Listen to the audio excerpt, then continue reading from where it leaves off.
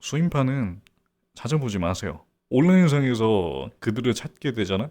그러면 컬처 쇼크밖에 남지 않았습니다. 예, 그것도 안 좋은 방향으로. 그냥 모르는 게 차라리 나았었을 싶은 그런 것들을 보게 되니까 어, 약간 디웹이라고 생각하시면 편해. 디웹이라서 펄이라는 거 굉장히 위험하고 좋지 않은 정서적으로 매우 좋지 않은 거기 때문에 보지 말라고 찾아보지 말라고 경고를 드리고 있었어요. 저 같은 건전한 수인 보세요. 볼 거면 이렇게 되게 퍼스널리티가 뚜렷하고 좀 올바르고 선 잘 지키고 건전하고 이런 걸 보란 말이야. 없지만 저밖에 없어요 사실. 어, 짤도 찾지 마. 그냥 보지 마. 들어오지 마. 진입하지 마. 진입 금지야. 여긴 금역이에요. 자기가 멘탈이 아주 튼튼해가지고 막 굉장히 혐오스러운 걸 봐도 괜찮다. 혹은 굉장히 하드코어한 걸 봐도 괜찮다 싶으면은 보는 건데 저는 말렸습니다. 충분히. 충분히 말렸고 저는 책임지지 않습니다. 한 사람의 인생이 어떻게 조져지는가는 이제 저는 더 이상 상관하지 않도록 하겠습니다. 예. 정신 건강에 굉장히 안 좋아요.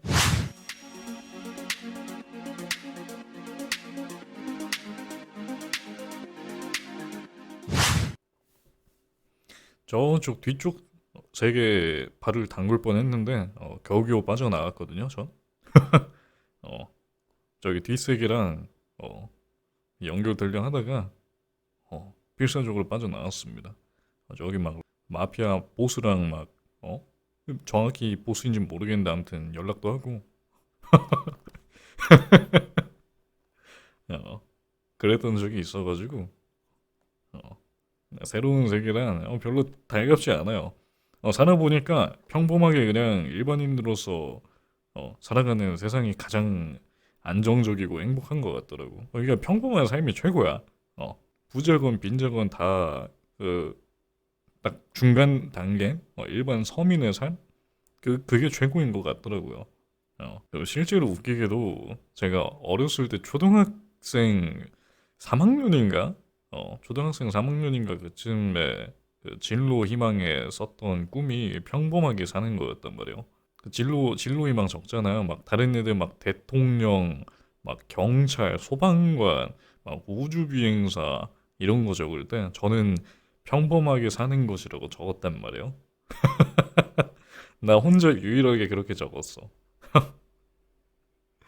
그래가지고 꿈이 뭐냐고 적는 그 종이에다가 평범하게 사는 것이라고 적었단 말이야. 그때부터 우선 난 자각을 했어. 내가 평범하게 살지 못할 거라는 걸 그때부터 좀 자각을 했어요. 어, 그때부터 평범하지가 않았어. 좀 어딘가 특이했지. 음. 아니 생각을 해봐요. 그 초등학생 3학년짜리, 2, 3학년짜리 그 쬐까마한 꼬맹이가 다른 애들 막 신나가지고 제 꿈은 우주 비행사가 되는 게 꿈입니다 하고 있을 때 평범하게 사는 것이라고 적어놨다고. 평범한 회사원 이런 거 적고 있고 그게 과연 평범하겠어요?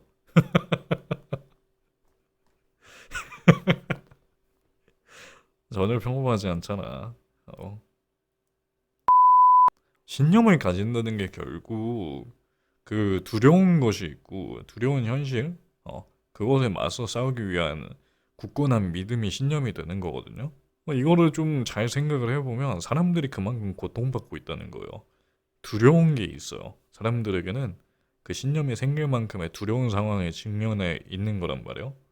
어, 그러니까 살기가 쉽지 않은 거야. 살기 힘들어서 그래, 다들. 다들 살기 힘들고 고통스럽고 해가지고 그래서 신념을 가지고 버티면서 살아간다고 생각을 해요. 그런 사람들이 많이 늘어나고 있는 거지, 지금. 사회는 분명히 성장을 했는데, 그 성장한 사회의 기반이 인간의 노동력이기 때문에 그런 것 같아요. 어, 대한민국 사회가 굉장히 급성장했잖아요. 근데 그만큼 희생한 부분이 있을 거란 말이야. 이 성장을 하기 위해서. 그게 저는 우리나라가 대한민국이 가지고 있는 성장 요소는 딱 하나밖에 없어요. 사람, 인재. 인재밖에 없어가지고 사람들을 희생시켜서 대한민국의 경제를 살린 거야. 지금까지 이렇게 온 게. 근데 그만큼 사람들이 많이 소모된 거지. 여러 가지 의미로. 음. 그러니까 대한민국이 망해가고 있습니다. 너무 과도하게 자원을 소비한 나머지 경제는 성장했지만 이제 더 이상 쓸 수 있는 자원이 남아있지 않은 거야. 대한민국이라는 나라에 더 이상 활용할 수 있는 자원이 원천 자원이라는 게 존재하지 않게 된 겁니다. 이제 우리나라는 이 대한민국이라는 나라는 망했어요. 어, 점점 이 인재를 확보하기 위해서 외국인들이 들어올 거고, 한국인들은 외국인들과 이제 섞이면서 순수 한국인은 정말 보기 힘들어질 겁니다. 죄다 혼혈일 거예요, 이제는. 음, 죄다 혼혈일 거고, 하이브리드라고 하죠. 죄다 하이브리드일 거고, 순혈 한국인들은 나이 먹은 사람들밖에 없을 거고 할 겁니다. 어, 그 사이버펑크가 갑자기 생각이 나는데 네오 양바니즘이라고 하나요? 그 네오 양바니즘까진 모르겠고 양바니즘은 좀 생길 것 같아. 한국 특유의 순수 혈통의 한국인들의 꼰대 마인드 같은 게 이제 좀 사상으로 만들어져가지고 양바니즘 같은 게 생기지 않을까? 정말 미래에는 사이버펑크 땐 어, 요즘 젊은 사람들이 부모님의 삶을 보면서 컸잖아요.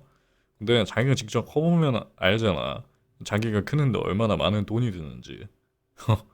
근데 요즘 청년들은 또 그만큼 돈을 벌기가 쉽지 않은 상태란 말이야. 굉장히 어려운 상태다 보니까 자식을 키우면은 결국 낳고 키워야 되는데 교육을 시켜야 된다고.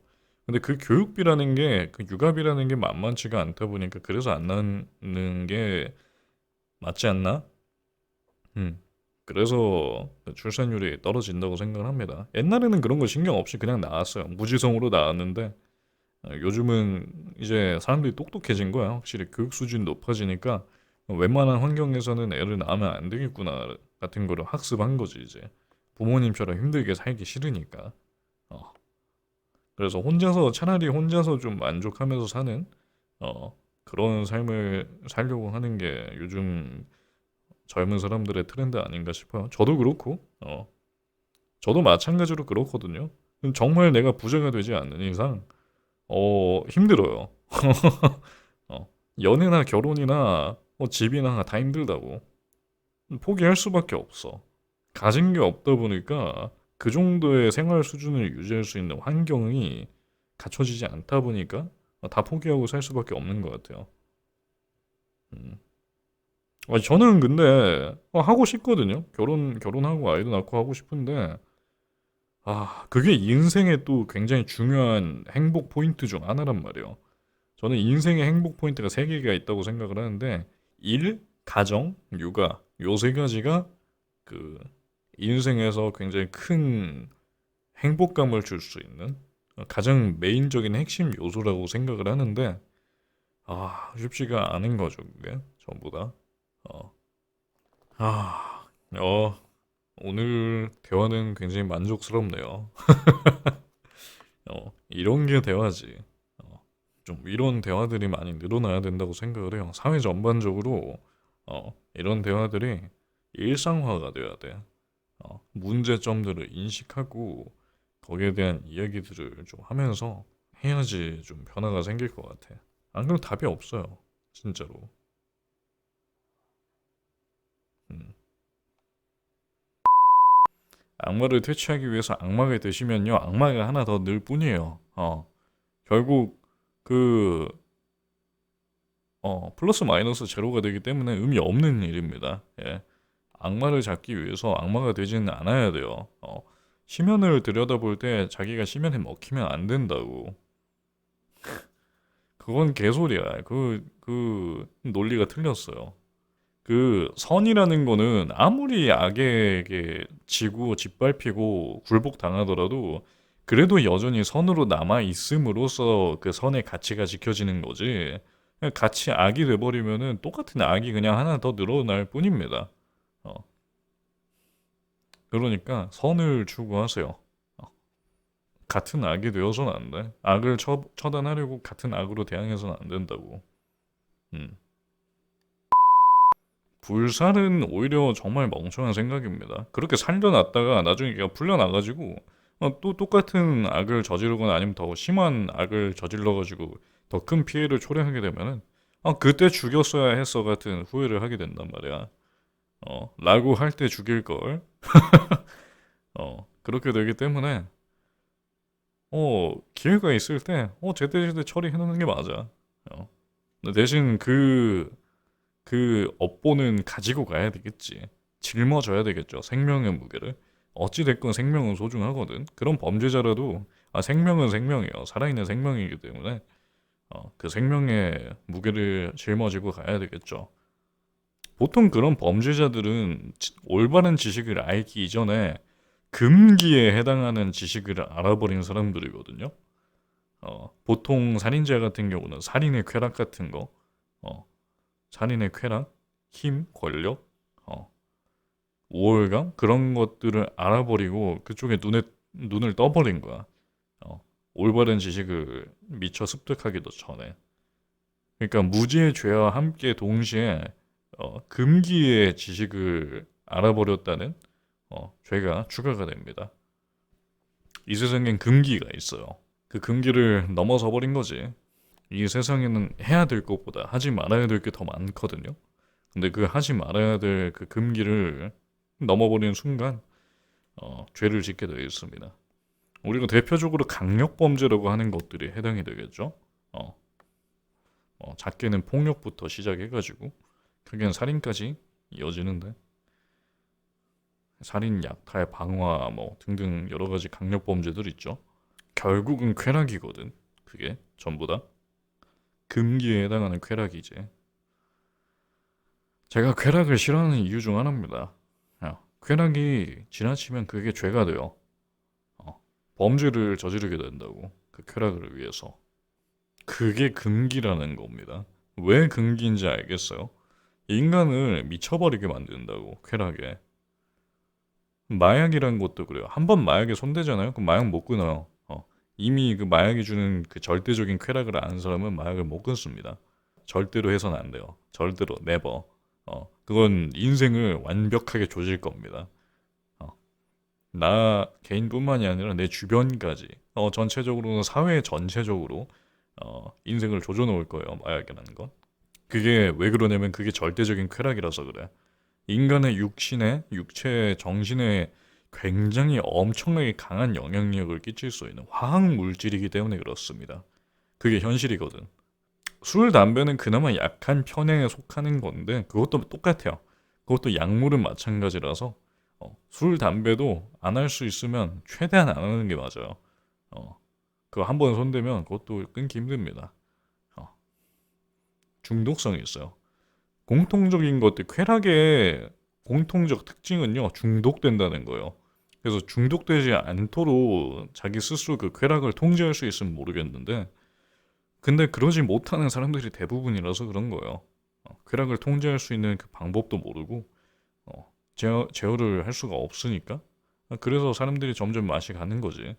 어, 술 같은 것도 가볍게 맥주 한 캔 정도로 시작해서 그게 한 캔이 두 캔 되고 두 캔이 세 캔 되고 해서 나중에는 알코올 중독자까지 가는 거거든. 담배도 마찬가지로 한 개비로 시작해가지고 그게 두 개비, 세 개비로 해가지고 한 값이 되고 두 값이 되고 하는 거거든. 죄는 처음이 어려울 뿐이야. 한번 저지르면은 그 뒤는 쉬워요. 그 죄책감이라는 게 점점 사라지거든. 쾌락을 느낄 때는 죄책감이 생겨요.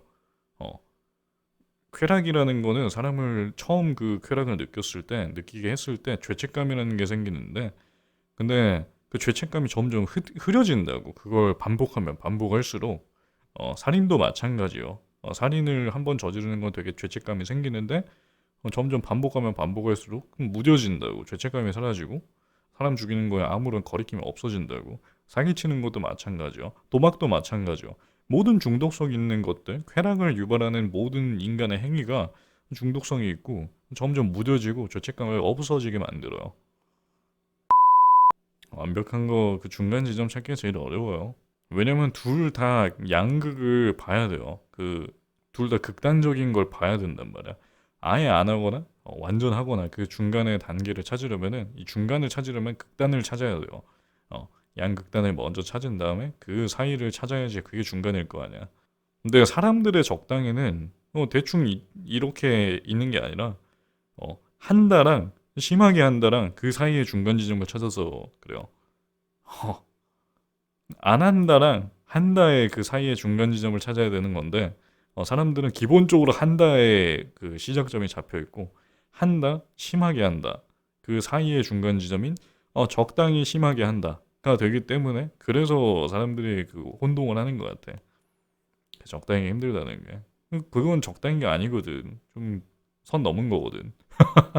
적당히 심하게 말이 참 매지컬하죠. 이야 한국어 참 대단해. 메신저의 발달로 또 이제 오프라인에서 친구들 만나고 있음과 동시에 온라인의 친구들도 또 만나야 되고 하는 굉장히 복잡한 커뮤니케이션의 그 관계가 형성이 됐습니다. 현대 사회는 커뮤니케이션 복잡도가 늘어났다고 증가했다고. 그러다 보니까 더더욱 또 사람들이 대화에 또 신경을 써야 되는 게 많으니까 오히려 하기 싫어지는 거야. 그래서 이제 혼자서 놀 것도 많고 하니까 다들 혼자 있는 거지. 요즘 사람들 보면은 친구 없는 사람들 되게 많은 거 알아요?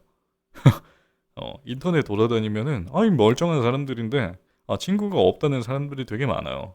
어, 근데 오히려 멀쩡한 사람일수록 친구가 없는 것 같습니다. 제가 볼 때. 오히려 멀쩡한 사람일수록 지금 이 시국에 친구가 있는 게 오히려 더 안 좋아. 어, 멀쩡한 정신이 박혀 있는 사람일수록 그래요. 참 현대 사회 어떻게 바라봐야 되나 지금 이게 좋은 건지 나쁜 건지 참 생활 수준은 참 많이 상승했는데 기본적으로 인간의 약간 원초적인 그 관계성이라던가 그런 것들 좀 많이 크게 문제가 되고 있는 것 같습니다. 근데 결국 인간의 행복이라는 게 결국 다른 사람으로부터 온단 말이야. 인간관계에서 행복이 오는 거란 말이야. 근데 정작 그 인간관계가 안 좋아지니까 행복도가 떨어지는 거란 말이지. 특히 한국 사회가 그래요. 인간관계가 너무 안 좋아. 뭐 남녀 갈등에 뭐 정치 갈등에 세대 갈등에 아주 그냥 난리야 아주 그냥. 이거를 개선시킬 수 있는 방안은 저는 메타버스에 있다고 생각을 해요. 어. 갑자기 메타버스 얘기가 나오니까 좀 그런데 결코 제가 메타버스를 하고 있기 때문이 아니라 정말 메타버스가 미래의 희망이라고 생각을 합니다. 사람들을 이 온라인상에 적응한 사람들을 온라인 상에서 서로 더 밀접하게 더 강하게 연결시킬 수 있는 수단이 메타버스라고 생각을 해요. 진짜로. 이 VR이라든지 이런 걸 통해서 몰입도를 높이고 온라인상에서 이제 채팅으로만 대화했던 그리고 사진이나 동영상 같은 걸 찍어서 올리고 나중에 사람들이 그걸 보는 비실시간 소통 방식에 비해서 실시간으로 이렇게 소통이 가능하고 인터랙션도 가능한 그러니까 상호작용이 가능한 그런 메타버스 공간, 이 가상 공간이라는 게 미래의 희망이 되어줄 겁니다. 사람들의 인터랙션 뭐라고 해야 될까? 인간관계를 이 메타버스가 좀 발전시켜 줄 거예요. 근데 저는 이미 그 수혜를 받았어요. 그 수혜자예요. 어, 저는 원래 인간관계가 안 좋았었는데 메타버스를 통해서 인간관계를 어떻게 좋게 만드는지 배웠습니다. 어, 경험했고 경험해봤고 좋게 만드는지 배웠고 어떤 게 안 좋은 인간관계인지도 배웠고 하다 보니까 이거 정말 좋은 것 같아요. 진짜로. 물론 아직까진 과도기이기 때문에 정말 이상한 사람들도 참 많은데 뭐 어쩔 수 없고 그건. 약간 지금 현재의 메타버스는 마치 버디버디나 싸이월드가 처음 나왔을 때를 생각하면 편할 것 같아요. 막 버디버디 막 초기에도 막 버디버디 야홈이라든지 막 되게 이상한 것들 많았잖아요. 어, 지금 생각해보면 약간 인권 논란이 일어날 것 같은 그런 것들도 인터넷에 되게 널려 있고 그랬거든요. 그때 당시. 근데 지금은 싹 사라졌는데 메타버스도 똑같다고 생각을 합니다. 이것도 시간이 지나면 언젠가 사람들이 많이 이용하게 되고 활성화가 되면 그런 것들이 다 저 수면 밑으로 가라앉고 이제 정상적인 이 그 SNS 다음 차세대 SNS가 활성화될 거예요. 미래 비전까지 가지 않아도 이 정도만 해도 충분히 가치가 있어. 어, 이렇게 악화되어 있는 사회 인간관계, 온라인상에서 익숙해져 있는 그런 세대들을 서로 하나로 묶어줄 수 있는 그런 플랫폼이 되어줄, 그게 바로 메타버스지.